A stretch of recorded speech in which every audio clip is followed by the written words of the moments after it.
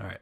So we could have all these complex shapes in terms of the orbitals for the eye sockets, the nasal cavity, the maxilla, the mandible, which are the jaws. But we're going to do something a little bit different. We're going to keep it simple. So if you'll notice in 3D, let's go ahead and move this up.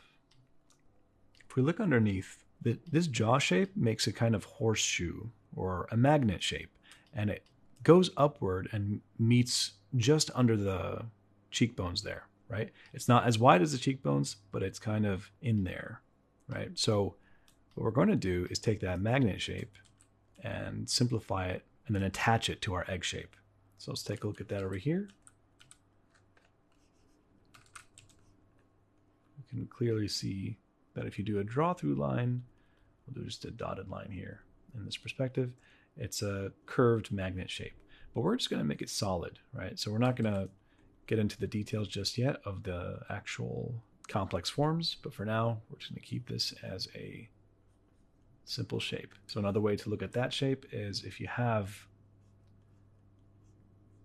a rectangle mixed with a cylinder, you have our shape that we're going to make. So I'm going to do that in the same perspective in my demonstration here.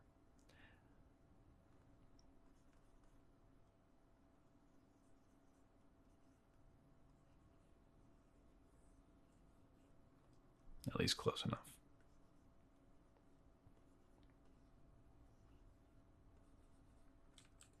Now, if you can render a rectangle in a cylinder, you can pretty much do this pretty easily. So let's do that without the egg shape for now. Make a new layer underneath. Let's pick any value. It's around 50% gray.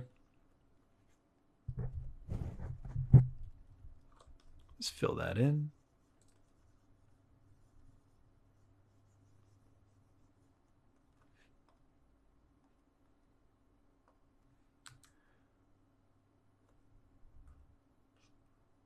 And remember, cylinders will have a core shadow, so I'm going to make that go along the form of the cylinder here.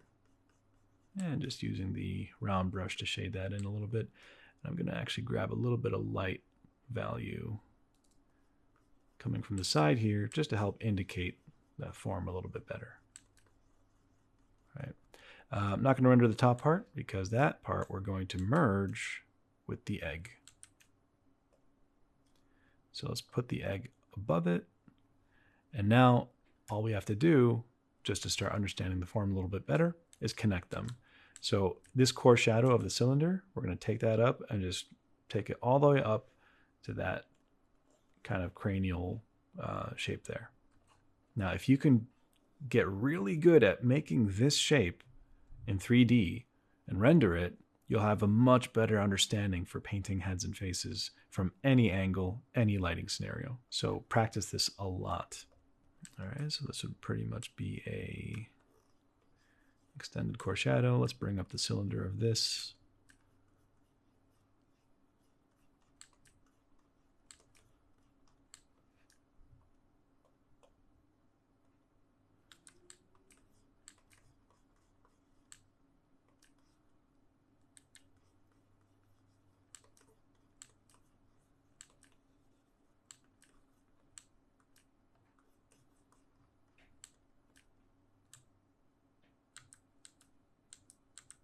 And pretty quickly, we have the start of the human skull. So if we take the reference away and just go from scratch, and all we had to do was draw an egg shape and a magnet shape, you could pretty much set up a bunch of skulls really easily. So we got an egg shape with the side of a thing like that. We have the magnet going up as a cylinder, so on and so forth. And as we add some value from the top, maybe it's top lighting in this case, it starts to take on the form of a human skull. Now, to kind of just show what you can do with that, knowing that the cranium does something like this, the eye sockets go here, the nasal cavity is there, and then the empty space between the jaw goes there, and then the jaw could come out like this. And everything else is just going to fall into place. Now, the most complex part of the human skull, I believe, is the cheekbone, because it has this kind of strange organicness to it. You know, it's not just a clear cut, oh, that's just a cylinder, but we'll get to that. So at this point, I would suggest practicing just the egg and just the cylinder magnet shape from different angles. So if we want to do a bottom view looking up, so we have the egg shape doing that, right? And just so that it's not confusing, I'll do the magnet over here. So the bottom side, something like that, extends upward, and it's doing this. And you just slide that right in.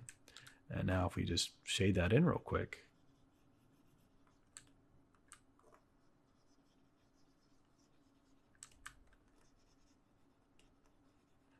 you very easily and very quickly get the form in perspective as a setup for a human head.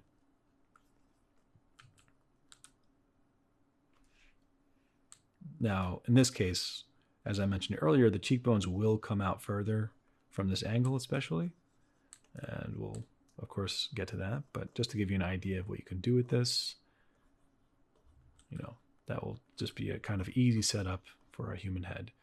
Now, I should mention that the lower jaw does come out further like this, and then there's a chin there. But for now, we just want to focus on the simplified version for the sake of having a good setup for the rest of the lesson regarding learning the skull. I'm just going to do one more, this time starting with the magnet. I already did that angle.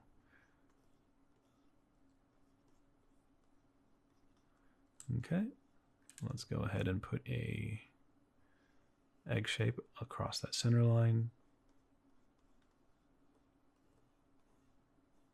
If you have a hard time drawing in perspective, I highly recommend studying perspective, obviously, and check out Scott Robertson's content on that. That's who I learned from when I was at Art Center. His books on how to draw and how to render are very helpful for learning three-dimensional rendering and creating illusions with line and form.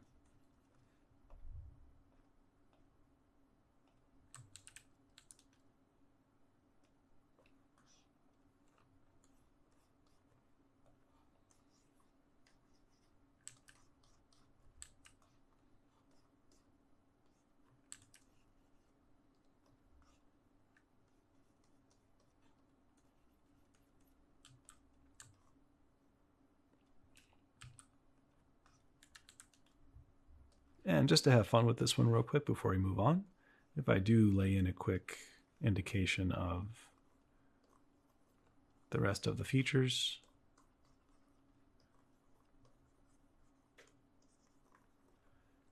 you can see if I lower the opacity, it's just a very straightforward, clear setup to draw a head right on top.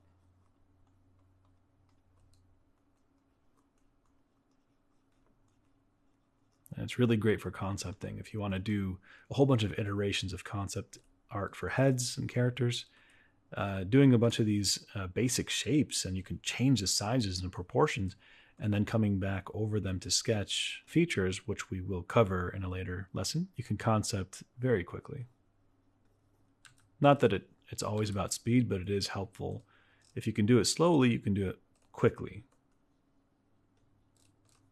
So that's why we're doing all of this step by step, carefully and slowly.